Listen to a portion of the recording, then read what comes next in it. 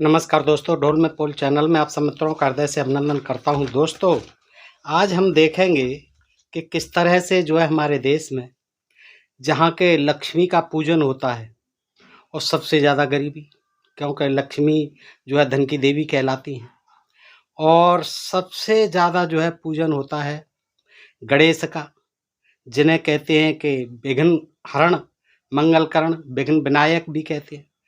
तो सबसे ज़्यादा विघ्न विनाश हमारे देश में, और विद्या की देवी सरस्वती को यहाँ पूजा जाता है। और उसके बावजूद हमारा देश सबसे अशिक्षित दुनिया के अंदर। तो ऐसा क्यों दोस्तों? और आज हम इसी गंभीर विषय पर विचार करते हैं। आइए दोस्तों, कि देखिए, विज्ञान ने ये सिद्ध कर दिया है कि ईश्वर, स्वर्ग, नरक और देवी देवताओं का कोई अस्तित्व नहीं है। ये विज्ञान ने सिद्ध कर दिया है। कहीं नहीं है कोई देवी देवता, नहीं है कहीं कोई ईश्वर, नहीं है कहीं कोई स्वर्ग नरक नहीं है। केवल ये बीमारी जो है धर्म ग्रंथों की है, और धर्म ग्रंथों की ये बेसिर पैर की कल्पनाएं हैं। न कोई सृष्टि को चलाने वाला है, न कोई बनाने वाला है, और न कोई सर्वशक्तिमान प्रभु है, न कोई आदि अनादि है, न कोई अजन्मा है, और न कोई अमर है। मनोविज्ञान की भाषा में कहें तो तथाकथित देवी देवता हमारे अज्ञान, भयहीनता, पलायन और अन्य मनोग्रंथियों की उपज हैं।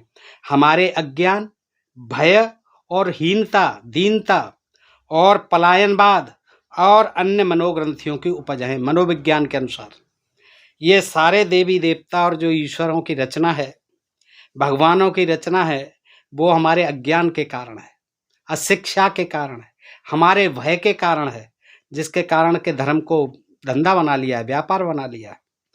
और हीनता है हमारी, दीनता है, पलायनवाद है, हम अकर्मण्य हैं, आलसी हैं, निकम्मे हैं। इसलिए क्या है कि हम गढ़ लेते हैं अपने लिए देवी देवता। आदिकाल से मनुष्य अपने सीमित ज्ञान के कारण, पहले क्या था, पढ़ा लिखा था नहीं, आदि मानव था, जंगलों में रहता था, गुफाओं में रहता था, कच्चा मांस खाता था, कोई औजार नहीं थे।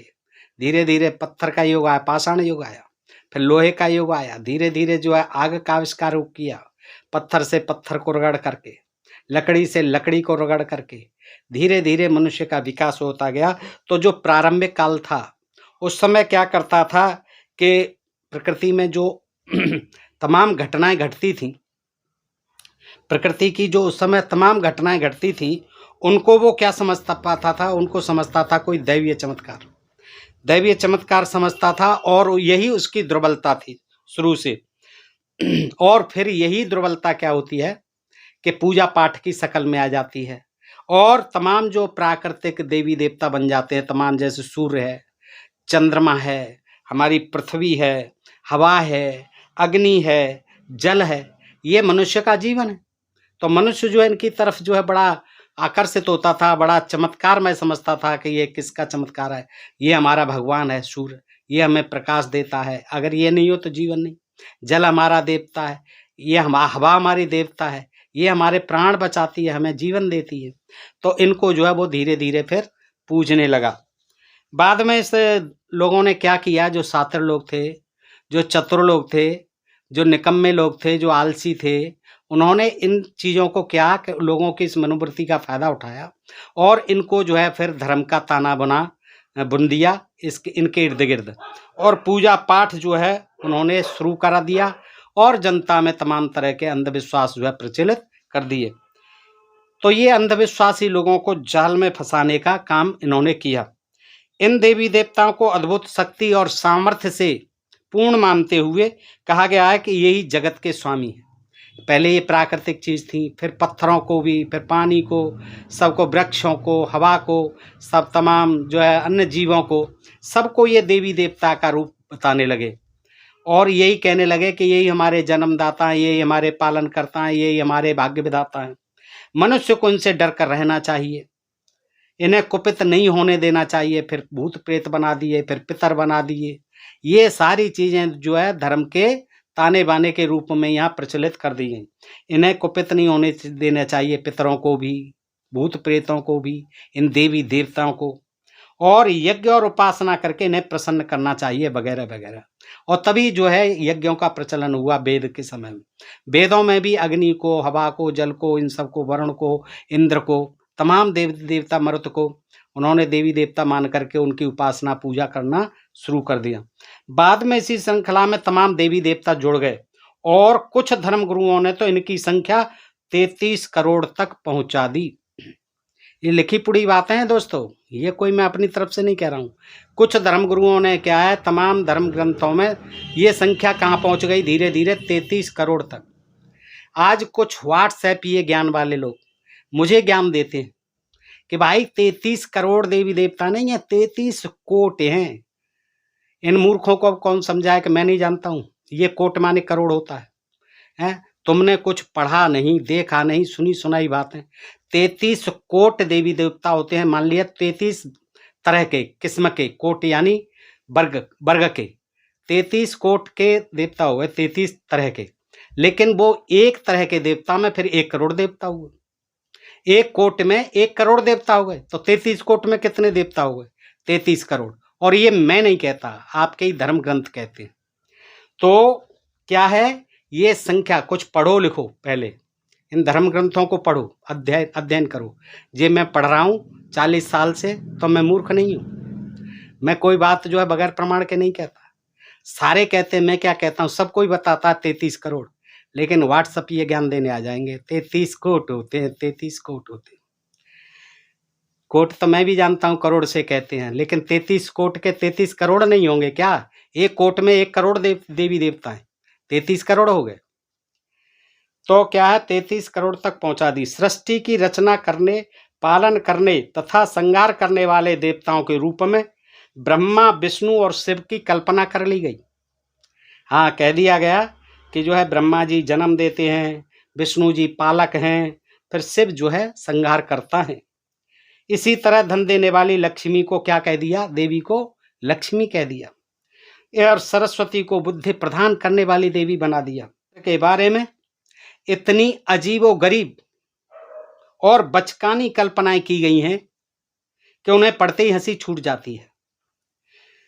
पर चतुर धर्म गुरुओं ने इनके चारों ओर दिव्यता और आतंक का ऐसा आभा मंडल बना दिया है कि धर्मभीर व्यक्ति चुपचाप सिर नीचा किए हुए इन्हें सुनता है और इन गप्पों और किस्से कहानियों को सच मानने लगता है। बिल्कुल दोस्तों, आप देखिए कि ये जो किस्से कहानी सुनाए जाते हैं इन पुराणों से, ये तमाम कथावाचक सुनाते रहते हैं, ये सारी मनगढ़ंत किस्से कहानी है। चाहे जब तीर्थों में जाओ, हर एक देवता की कोई न कोई कहानी गढ़ दी है, किसी न किसी की कुछ बना दी है। तो ये क्या है सब, लेकिन जो अंधविश्वासी जनता है, धर्म भीरू जनता है, जो डरपोक जनता है, वो इनमें विश्वास करने लग जाती है, आंख मूंद करके कि ठीक है महाराज, जो आप बता रहे हैं बिल्कुल सही बता रहे हैं। क्योंकि उस पर अगर प्रश्न उठा दिया तो वो अधर्म का काम होगा, पाप का काम होगा, पापी बन जाओगे। वैज्ञानिक दृष्टि से देखें तो ये सभी मनगढ़ंत और झूठी बातें हैं। जिन देवी देवताओं को कोई अस्तित्व ही नहीं है, ये भला मनुष्य के भाग्य विधाता कैसे हो सकते हैं? बताइए, किसी का अस्तित्व है आज? कोई देवता नहीं है, कोई देवी नहीं है। और अगर ये देवी देवता होते तो हमारा देश न तो अंग्रेजों का गुलाम होता, न मुगलों का गुलाम होता, न वो लुटेरों का गुलाम होता। हजारों साल की गुलामी हम क्यों सहते? जब यदि उस समय हमारे देवता होते, और आज भी हम क्यों गरीब होते? क्यों आज अशिक्षित होते? क्यों हम तमाम तरह के संकटों से ग्रस्त होते? आज हमारे ये लक्ष्मी और गणेश ये जो बैठे होते, ये सरस्वती जी बैठी होती, तो क्यों मूर्खों के, अशिक्षितों की जनता हमारे देश में ज़्यादा होती? दोस्तों देखिए, सच तो यह है कि सृष्टि के विकास का श्रेय अगर किसी को जाता है तो मनुष्य को ही जाता है।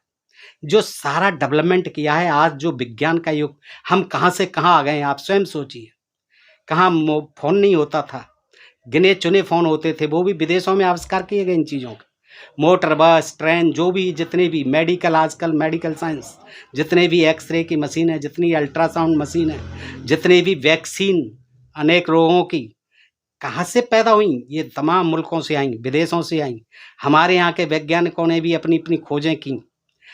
तो वैज्ञानिकों ने तरक्की की है, ये नहीं कहा जा सकता कि वैज्ञानिकों ने तरक्की नहीं की। आज जो हम जिस मुकाम पर हैं कि यहाँ बैठे हुए विदेशों में बात करते हैं, सचित्र बात करते हैं, वीडियो कॉन्फ्रेंसिंग करते हैं, ये क्या है? ये विज्ञान का चमत्कार है, किसी देवी देवता का चमत्कार नहीं है। कोई देवी देवता नहीं करा, तो कोई चूहे पर चढ़ के जाता था, कोई मोर पर चढ़ के जाता था, कोई किसी पर चढ़ के जाता था, कोई चील पर चढ़ करके जाता था, कोई कौवे पर चढ़ कर जाता था। उस समय अगर विज्ञान होता, कोई रथ के कोई गधे के घोड़ों पर जाता था, कोई घोड़ों के रथ पर जाता था। है, आजकल का विज्ञान कहाँ है? फटाफट जो वायुयान से उड़ जाते हैं, पुष्पक विमान कहते हैं। पुष्पक विमान अगर होते तो फिर रावण जो है फिर गधे के घोड़े पर, गधे के रथ पर बिठाल को सीता को क्यों ले जाता? पुष्पक विमान होता तो। पुष्पक विमान होता तो पेट्रोल की खोज पहले ही हो चुकी होती, ये बाद में क्यों की जाती? तो दोस्तों, इस तरह की ये मनगढ़ंत बातें हैं, और ये सब विज्ञान ने सिद्ध कर दिया है कि तमाम जो है, देखिए, खेती के नए यंत्र आए, खाद आए, बीज आए।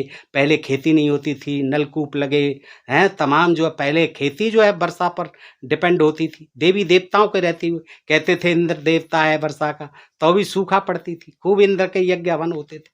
कोई कुछ नहीं था पानी का साधन, जो वर्षा पर आधारित होती थी, फसलें होती थी। आज जो है चारों तरफ फसलें लहलाती हैं, 12 महीने कोई न कोई फसल पैदा होती रहती है, क्योंकि पानी का साधन है, बिजली है, ट्यूबवेल है। तो दोस्तों, ये किसने कमाल किया है?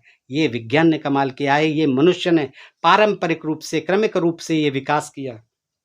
तो मनुष्य का भाग्य विधाता कोई और नहीं है, इसीलिए, और उसने स्वयं अपने रास्ते खोजे हैं, और अब भी लगातार विकास पथ पर आगे बढ़ रहा है। देखिए, चंद्रमा या पर चंद्रयान पहुंच गया। पहले जो उसको वो बताते थे, है चंद्रयान जो देवता है, बृहस्पति की पत्नी को लेके भाग गया, इसकी पूजा करो। सूर्य देवता है, उसकी पूजा करो।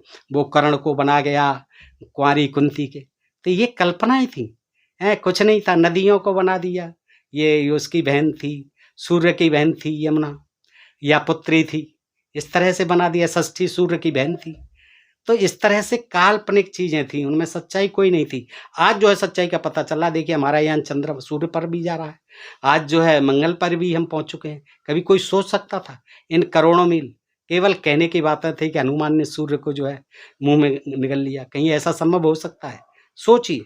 लेकिन नहीं, अंधभक्त होने के कारण, अंध आस्था में डूबे रहने के कारण, हम अंधा चश्मा जो है लगाए हुए भक्ति का सब में सहज विश्वास कर लेते हैं। वाह वाह वाह, क्या बात है! क्या थे हमारे देवी देवता! हैं, तुरंत जो है पहाड़ को उखाड़ लाए, तुरंत लंका में पहुंच गए, तुरंत हिमालय पहाड़ पहुंच गए एक दिन में। हैं, पुल बांध दिया 100 योजन का। कैसे बानर थे, 3 दिन में बांध दिया 100 योजन का पुल। आज जो है मशीनरी क्रांति, इंजीनियरिंग क्रांति है, वैज्ञानिक युग है। आज भी 4-6 साल लग जाएंगे इतना लंबा चौड़ा पुल बनाने में। 4 योजन चौड़ा, 400 को योजन, जो 100 योजन लंबा पुल बनाना मामूली बात। पत्थर बगैर चूना के, बगैर सीमेंट के, बगैर गारे के, केवल पत्थर तोड़ लाए और वो डाल दिए, पेड़ डाल दिए, बन गया पुल।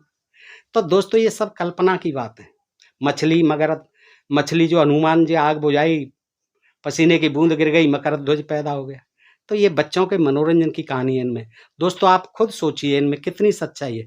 विज्ञान ने ये सब बातें झूठी साबित कर दी। यह बात किसी आत्म गौरव के क्षणों में शायद भक्ति काल के एक कवि ने भी इस तरह से कहा है। क्या कहा है? सवार ऊपर मानुष है सचवाई, मनुष्य के ऊपर मनुष्य सवार है। मनुष्य ही तरक्की कर सकता है अपने विज्ञान के द्वारा, अपने मनोमस्तिष्क के द्वारा। अर्थात मनुष्य ही सबसे ऊपर है और यही सत्य है, इससे आगे कोई सत्य नहीं है। लेकिन फिर भी हम इस आत्मगौरव को भूलकर हीनता से ग्रस्त रहते हैं। ईश्वर के नाम पर महज एक विराटाकार शून्य से आक्रांत रहते हैं। अफसोस की बात तो यह है कि गांव के बगैर पढ़े लिखे निरक्षर लोग ही नहीं, खुद को आधुनिक और सभ्य कहलाने वाले लोग भी इस कर्म कांड, पूजा उपासना और तंत्र मंत्र के जाल से नहीं निकल पा रहे। इसका सबूत यह है कि तमाम पढ़े लिखे लोग, यहां तक कि विज्ञान पढ़ने वाले और पढ़ाने वाले लोग भी दिवाली के दिन लक्ष्मी पूजन करते हैं। लक्ष्मी जी आ जाएंगी हमारे घर में, और उन्हें इसमें कोई अनौचित्य नजर नहीं आता, न हैरानी की बात दिखाई देती है। आधुनिक युग में यह कल्पना करना कि कोई धन की देवी है जो पूजा करने से खुश होती है, आपने देखा दिवाली पर किस तरह से, और आए दिन होती है। शुभ लक्ष्मी, शुभ लाभ, ये सब दुकानों पर जो है होता रहता है, मंदिरों में होता रहता है पूजा पाठ है। तो इस लक्ष्मी के रूप और उत्पत्ति की जो पूजा करने से खुश होती है, ये कितनी विडंबना की बात है। पूजा करने से खुश हो जाएगी और हमें बिना किए धरे धन दे जाएगी। तो ये कल्पना नहीं है तो क्या है, ये एक मजाक है। बगैर किए कोई लक्ष्मी कैसे दे जाएगी? और कितने दिनों से आप लोग कर रहे हैं, हम लोग कर रहे हैं। कोई हमारे घर में आई लक्ष्मी देने? किसी के घर में आई सोने चांदी रखने के लिए? फिर इस लक्ष्मी के रूप और उत्पत्ति की कथा भी इतनी अजीब है कि अतिशयोक्ति और वैचित्र में यह जादू टोने के किस्सों और परी कथाओं की हवाई कल्पना को भी मात दे देती है। लक्ष्मी का जन्म की कथा, कहा गया कि लक्ष्मी का जन्म समुद्र मंथन से हुआ, आपने देखा दोस्तों। पर इतने बड़े समुद्र को कैसे मथा गया होगा? कल्पना कीजिए, अब इस इतने बड़े समुद्र को कहीं मथा जा सकता है? कल्पना की गई कि एक बहुत बड़े कछुए की पीठ पर मंदराचल पर्वत रखकर रई के रूप में, शेषनाग रस्सी के रूप में के सहारे से मथा गया। इस काम में एक ओर देवता लगे, दूसरी ओर दानव लगे। आखिर समुद्र मंथन के फलस्वरूप जो 14 रत्न निकले उनमें लक्ष्मी भी थी। दिवाली के दिन आपने देखा कि रूढ़ियों की जंजीरों में अंधे बंधे धर्मभीरू लोग इस लक्ष्मी की पूजा करके अपने कर्तव्य की तीसरी कर लेते हैं। वे लक्ष्मी के स्वागत के लिए रात भर दिया जलाए रखते हैं और उसके स्वागत के लिए लक्ष्मी रात में आ जाए, उनके घर में दौलत की बरसात कर जाए, किवाड़ भी, अपने गेट भी, दरवाजे भी खुले रखते हैं। तो दरवाजा खुले इसलिए रखते हैं कि ताकि लक्ष्मी जी बिरोक टोक होकर के प्रवेश कर जाएं घर में और कहीं रुष्ट होकर नहीं लौट जाएं। अब लक्ष्मी की जगह चोर आ जाए, कई बार ऐसा होता है कि चोर आ जाते हैं और बाकी सारा सामान भी समेट कर ले जाते हैं, तो बताइए उनका क्या हुआ? उन्होंने तो लक्ष्मी को प्रसन्न करने के सभी ढंग अपनाकर आखिर अपने कर्तव्य की पूर्ति कर ही ली। लक्ष्मी के बारे में एक और अजीब कल्पना है, यह है कि वह विष्णु पत्नी है। और विष्णु भी कैसे? बेचारों को ढंग का बिस्तर या मकान तक नहीं रहने के लिए। कहाँ सोते हैं? शेषनाग पर, सांप पर, समुद्र के ऊपर, बताइए जल में। कोई ढंग का सा मकान नहीं है उनका। कैसे लक्ष्मीपति हैं यह? तो इस तरह गणेश की भी कल्पना है। गणेश की भी कल्पना की जाती है शायद, और ज़्यादा अजीबो गरीब और एक हद तक ये विदुषिया ढंग में, मजाकिया ढंग में इनकी विशेषताएं भी देख लीजिए गणेश जी की। ये गजमुख हैं, हाथी जैसे मुख वाले, लंबोदर हैं, बड़ी तौंद वाले, और मूसक वाहन हैं, चूहे की सवारी करने वाले। जरा उस चूहे की तो कल्पना कीजिए जिस पर ये महाराज इतनी विशाल काया को लेकर के सवारी करते हैं। उसकी सोचिए क्या बीतती होगी उस पर जब ये गणेश महाराज उस पर चढ़ के चलते होंगे चूहे पर। और ऐसे गणेश की पूजा करने से सभी विघ्न कट जाते हैं, ऐसा बताया जाता है। और दोस्तों स्वयं वो बेचारे जो है बड़े परेशान रहे हैं, मैल से बना दिए। पहले तो वो पति पत्नी के संयोग से ही नहीं बने, बगैर वीर और रज के बन गए, मैल से ही बना दिए पार्वती ने। पार्वती जी वो द्वार पर बना के बिठाल दिए। महादेव जी आए तो पिताजी महादेव जी सर्वज्ञाता अंतर्यामी ईश्वर होते हुए भी समझ नहीं पाए कि ये मेरा ही पुत्र है, मैल से बना दिया है। उसका सिर काट दिया तो फिर हाथी का ला के जोड़ दिया। तो बताइए उसी सिर को ही जोड़ देते, काट दिया गलती से, उसी सिर को जोड़ देते। अब बेतु का जो है हाथी का, किसी और छोटे जानवर का, बकरी आदि का जोड़ देते। हाथी का बताइए कहाँ सूंड लटकेगी इतने से बच्चे के मुंह पर? कितना ही बच्चा ही हो, नवजात शिशु हाथी का हो, फिर तो आदमी के बराबर ही होता है उसका वजन, उससे ज्यादा होता है उसकी सूंड का वजन। तो बताइए बच्चे के कैसे फिट किया हुआ? तो ये सब जो है कोरी बातें हैं। कुल मिलाकर यह कल्पना कितनी बचकानी और हास्यास्पद है, इसका निर्णय आप खुद सोचिए दोस्तों। इस तरह की कल्पनाओं से कुछ देर के लिए बच्चों का मनोरंजन तो हो सकता है, पर बड़े भी इन्हें गंभीरता से लें और इन्हें मानते हुए ऊटपटांग काम करें। इससे ज्यादा घटिया बात और क्या हो सकती है? पर जब तर्क के आधार पर इन बातों का विरोध किया जाता है तो धर्मभीरू लोग चौंकते हैं और फौरन ऐसे व्यक्ति के लिए गाली देने लग जाते हैं, उसे नास्तिक कहने लग जाते हैं, उसे विधर्मी, पापी, न जाने क्या क्या कहने लग जाते हैं। लेकिन अगर तर्क के आधार पर जीना तथा ज्ञान व कुरीति का विरोध करने का मतलब नास्तिक होना है, तो आखिर नास्तिक होने में बुराई भी क्या है? वैसे भी देखा जाए तो कौन प्रशंसा का पात्र है? बुद्धि और पुरुषार्थ के सहारे आगे बढ़ने वाला या पौरुष छोड़कर केवल लक्ष्मी पूजन के सहारे धन प्राप्त करने की इच्छा करने वाला कौन है बताइए? पुरुषार्थ से आगे करने वाला, बढ़ने वाला, यानी मेहनत मजदूरी करके यार परिश्रम से कमाने वाला वो आगे है, या लक्ष्मी के सहारे उसकी पूजा करने करके आगे बढ़ने की चाह रखने वाला आगे है? ऐसी धन की कामना कितनी नपुंसक और दयनीयता से भरी है कि बिठाए बिठाए दे दे भगवान, झोली भर दे मेरी, कमरे भर दे, कोठे भर दे, दे दे, मैं कहीं नहीं जाऊंगा, मैं सवेरे से तेरे ही आगे धरना दे के बैठा हूँ, हाथ जोड़ के बैठा हूँ, दे दे, काम करने नहीं जाएगा, बैठा बैठा खाएगा, आशा करेगा कि लक्ष्मी जी कूद जाएंगे घर में आके, भर जाएंगी मेरे भंडार। मन से भिखारी बना देती हैं ऐसी कामना है, ऐसी इच्छाएं, भिखारी ही बन जाता है ऐसा आदमी। दीनता और दयनीयता से भरकर गिड़गिड़ाने को मजबूर करती हैं। तमाम मंदिरों के आगे आपने देखा है, गिड़गिड़ाते रहते हैं, खूब बड़े बूढ़े करें, बेचारे विकलांग करें, अपंग करें, बेसहारा लोग करें, बुजुर्ग करें, ठीक है, लेकिन वहाँ जवान, स्त्री, पुरुष दोनों मांगते रहते हैं और कोई काम धंधा ही नहीं है मांगने के सिवाय। बच्चों को लेके, पूरे परिवार को लेके मांगते हैं। ये इस देश की विडंबना है और अंदर जो है माला माल हो रहा है भगवान, उसे उनकी कोई चिंता नहीं है। क्या फायदा उनके पूजा पाठ से? वो पूजा पाठ से माला माल कर रहा है उनको, जो अंदर बैठे हुए उसके पैर दबा रहे हैं, उसकी सेवा कर रहा है, उसको माला माल कर रहा है। वो भी जो है देखिए कितना भेदभाव करने वाला है कि उसकी सेवा में लगे हुए हैं, जो उसकी चमचागिरी कर रहे हैं, जो उसकी चापलूसी कर रहे हैं, जो उसकी तथाकथित भक्ति कर रहे हैं, उनको माला माल कर रहा है। और बाहर जो बैठे हुए हैं बेचारे भूखे प्यासे, टुकड़ों पर किसी ने दे दिया, किसी दाता ने, किसी इंसान ने। भगवान किसी को कुछ नहीं देने आता, न वो पूछने आता आज तक किसी भिखारी से कि तू कब से भूखा है, क्या करूं तेरे लिए। किसी को घर मकान रोजी रोटी आज तक कुछ नहीं दी, फिर भी लोग हैं कि अंधविश्वासी हैं। तो लक्ष्मी की पूजा का संस्कार, इन देवी देवताओं का पूजा का संस्कार हमें मन से निकम्मा बना देता है। 33 करोड़ देवी देवताओं की पूजा पाठ में आदमी क्या हो गया है? निकम्मा हो गया और अकर्मण्य हो गया। यह हमें भीतर से कमजोर बनाती है पूजा पाठ, ये धर्म संस्कार, और हमारे संकल्प को खोखला कर देती हैं। हम कुछ करना ही नहीं चाहते। कर्मण्यवाद का रस्ते माँ फलेशु कदाचन सुन लेते हैं, विश्वास नहीं करते, और हम पुरुषार्थ से पसीना बहाकर ईमानदारी से धन कमाने की बजाय या तो छल छद्म की ओर मुड़ जाते हैं, छल कपट से 2 नंबर का पैसा कमाते हैं, भ्रष्टाचार करते हैं, या फिर दिवास स्वप्नों में भटकने लगते हैं। दोनों ही स्थितियों में मेहनत से कतराते हैं और कल्पना में धन की देवियों के ख्वाब देखते हैं। दिवाली के दिन सबसे अधिक जुआ खेला जाता है, सबसे बड़ी बुराई आपने देखा होगा दोस्त। ये क्यों खेला जाता है? वो लक्ष्मी वहां भी कूद पड़ेगी बगैर किए। लोग अकर्मण्य बन गए, आलसी बन गए, कामचोर बन गए। क्या करेंगे? जुआ खेलेंगे।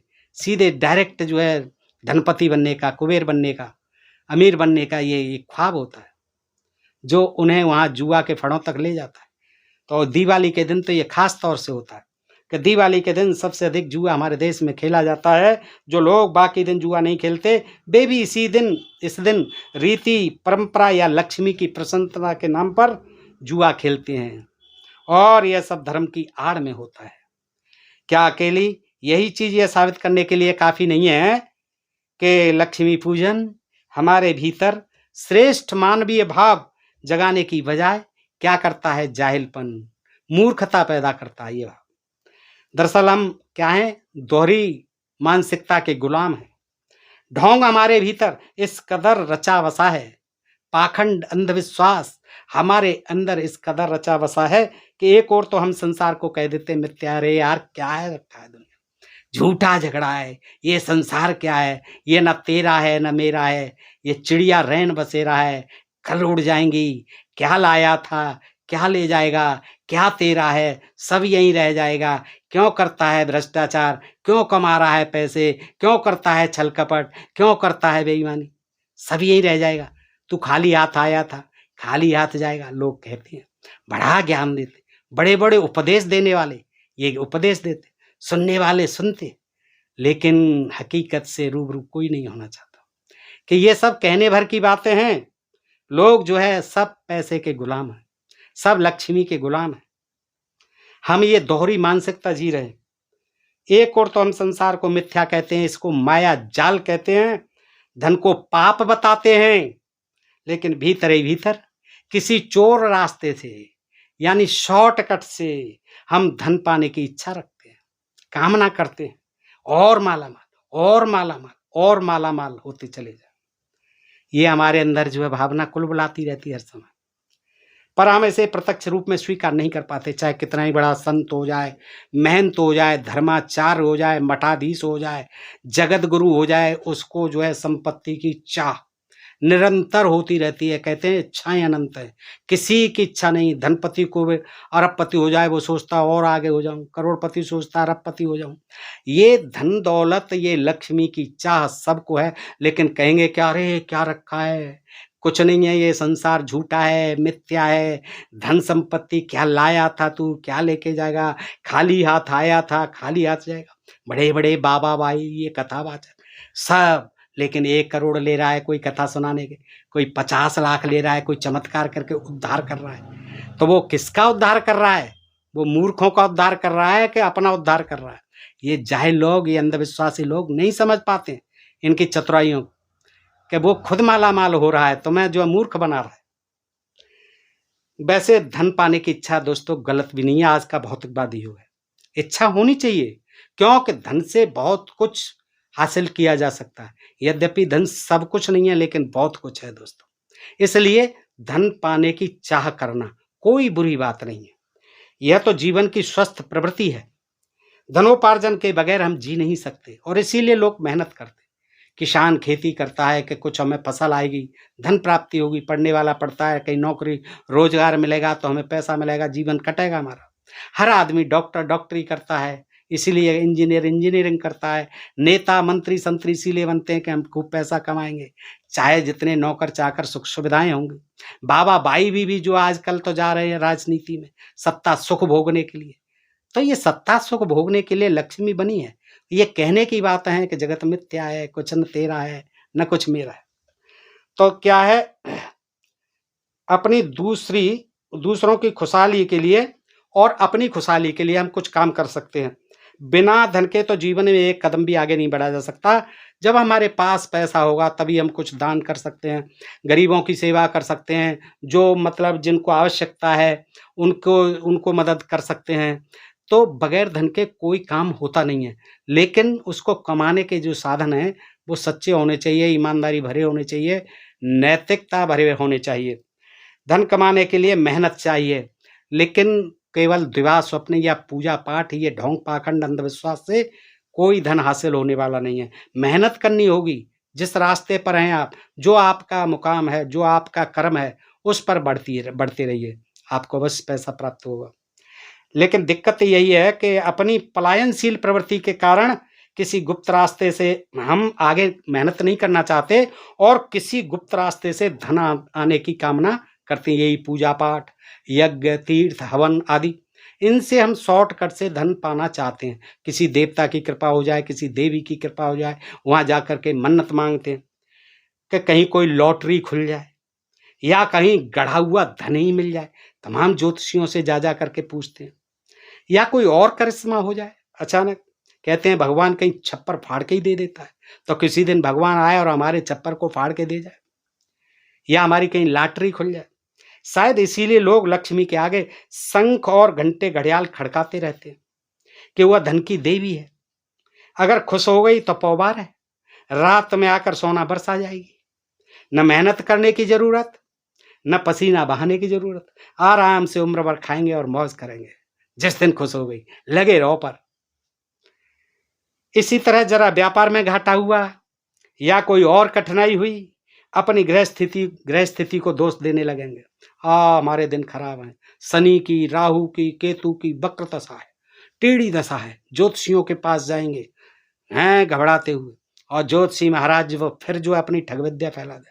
अरे तेरा ये टेढ़ा है, तेरा वक्र स्थिति है, उसकी वक्र दृष्टि है शनि की, राहु की, और ये करना पड़ेगा, ये करना पड़ेगा। तमाम जतन बना देंगे, तमाम यंत्र दे देंगे। ये काल यंत्र है, ये सर्पयोग मंत्र है, फलाना मंत्र है, ये धन लक्ष्मी वर्षा यंत्र है, ले जा बेटा लक्ष्मी बरस जाएगी तेरे घर में, इस यंत्र को ले जा। तो वो उनका अपना धंधा चलता है, कहीं पत्थर बता दें, जे नीलम ले ले, मूंगा ले ले, हीरा ले ले, माणक ले ले, सफेद ले ले, लाल रंग का ले ले, नीले रंग का ले ले, पुखराज पहन ले, सब तेरे कले कहीं जो है लोहे के कड़े पहना देंगे, घोड़े की नाल टंगवा देंगे घर में। तो ये सब जो है पाखंड और अंधविश्वास, नींबू मिर्च टंगवा देंगे। ये सब जो है हमारे देश में क्या है, शॉर्टकट।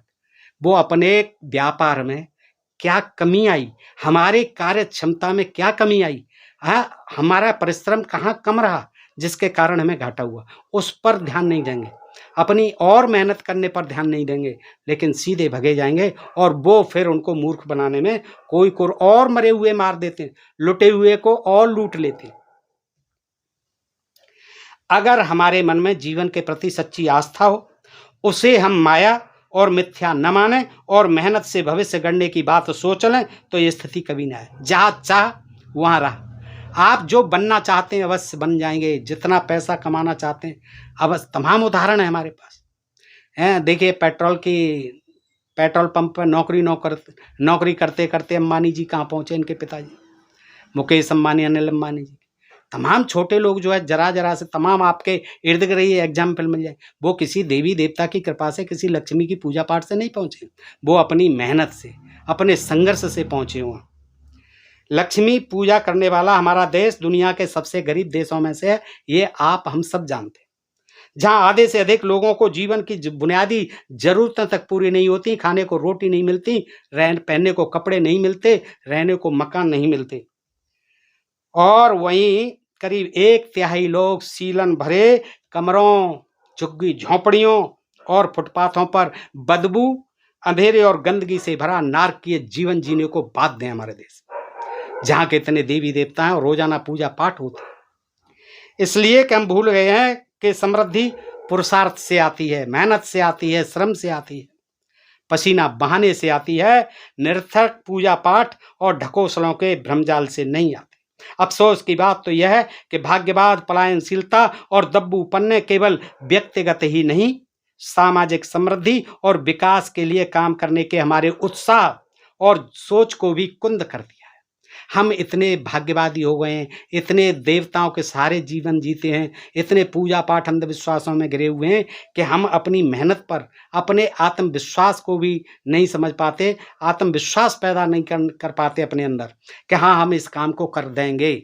और जो ऐसा संकल्प ले लेते हैं, जो दृढ़ता से काम करते हैं, जिनका आत्मविश्वास आगे बढ़ा चढ़ा होता है, वो मंजिल को पा जाते हैं, बड़ी आसानी से पा जाते हैं। आप इर्द गिर्द तमाम उदाहरण देख सकते हैं। तो दोस्तों इस तरह से देखते हैं कि दुकानों में लोग लिख लेते हैं लक्ष्मी जी सदा सहाय, शोभ और लाभ, ओम गणेशाय नमः, आपने देखा होगा, तो जगह जगह लिखवा लेते हैं दोस्त। तो इससे न गरीबी दूर होती है, न समृद्धि आती है, और न विघ्न बाधाएं और दुख कटते हैं। बाहर की गरीबी तो तब दूर होगी जब पहले हम अपने मन का दरिद्र दूर कर लें, पलायनशील मनोवृत्ति बदलकर पुरुषार्थ करना सीख जाएं, कर्म करना सीख जाएं, मेहनत करना सीख जाएं, सच्चाई ईमानदारी से जीवन जीना सीख जाएं। तब हमें धन भी मिलेगा, सुख समृद्धि भी मिलेगी। मेहनत से और लगन से किया हुआ काम कभी असफल नहीं होता। तो दोस्तों बताइए, जानकारी आपको कैसी लगी? अच्छी लगी हो तो अपने मित्रों में अधिकाधिक शेयर करें, अपने प्रिय चैनल लोन में पोल को सब्सक्राइब करते रहें। फिर मिलते हैं ऐसे किसी प्रसंग के साथ अगले वीडियो में। तब तक के लिए आप सब मित्रों का हृदय से आभार, नमस्कार, जय भारत, जय इंडिया दोस्तों।